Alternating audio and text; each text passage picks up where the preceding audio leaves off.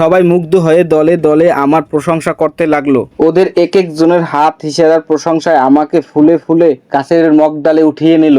কাছের মগডালে উঠেও রেহাই পেলাম না। শেষে ওরা আমাকে প্ল্যান করলো পানিতে ফেলবে। বিষয়টা আমি টের পেয়ে সবার আগেই বাধ্য ছেলের মতো পানিতে নেমে নাচানাচি শুরু করে দিলাম।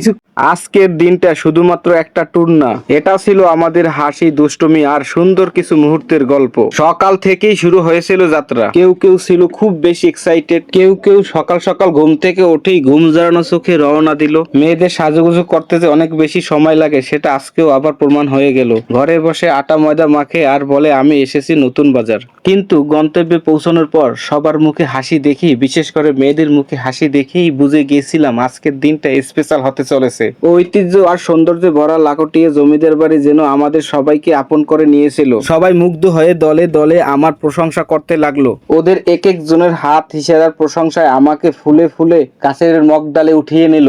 কাছের মগডালে উঠেও রেহাই পেলাম না। শেষে ওরা আমাকে প্ল্যান করলো পানিতে ফেলবে। বিষয়টা আমি টের পেয়ে সবার আগেই বাধ্য ছেলের মতো পানিতে নেমে নাচানাচি শুরু করে দিলাম। কিছুক্ষণের মধ্যে শুরু হয়ে গেল লুঙ্গি ডান্স, লুঙ্গি ডান্স, লুঙ্গি ডান্স।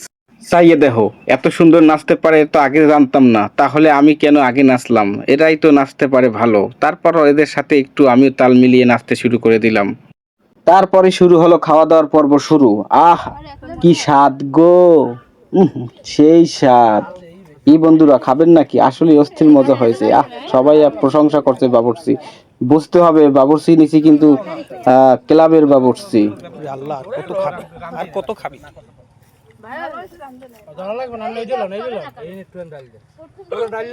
এই পোলাটার একটু ডাল দেন আর দিই বেটা।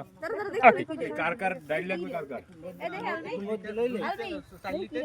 সবারে মিলে মিলে না দুই লিটার সবারে মুগ ডাল কেন খাই দেখ দেন অল্প একটু দেন।